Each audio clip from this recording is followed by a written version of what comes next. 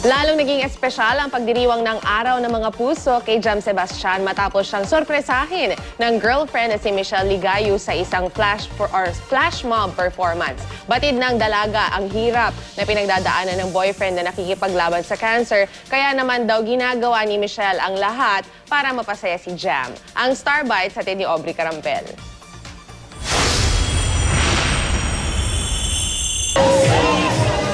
Isang flash mob ang inorganize ni Michelle Ligayo ng Jamich bilang sorpresa sa may sakit na fiancé na si Jam Sebastian.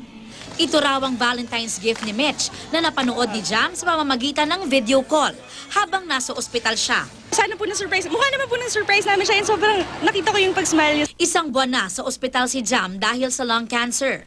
Pero tumatanggi raw siyang tumanggap ng anumang treatment at pain relievers lamang ang iniinom.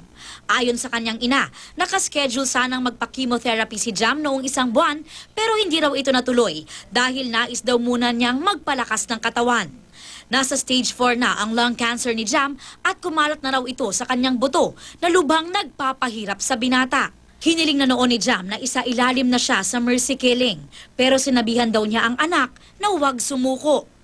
Minsan hindi ko na alam kung saan ako huhugot ng lakas. Talagang humuhugot talaga ako sa anak ko. Sila talaga yung buhay ko. Sila yung inspirasyon ko. Pero minsan talaga napanghihinaan ako. So, ang ginagawa ko na nga, nagdadasal na lang ako. Hindi po nag-sink in sa akin nung unang basa ko. So, ang daming beses ko pa siya binasa. Kasi parang in shock po ako eh. Tapos nung medyo na-absorb ko na kung ano yung message na, dun po naiyak ako ng sobra. Tapos tinext ko siya agad, sabi ko, mag-pray lang tayo. Sa dasal na rin kumakapit si Michelle para sa fiancé. Wala po tayong karapatan itigil yung buhay natin kung di si Lord lang po. So, sabi namin na lumaban siya, ganun, kumain na madami kasi ang dami naman pong nagmamahal sa kanya, nagdadasal para sa kanya.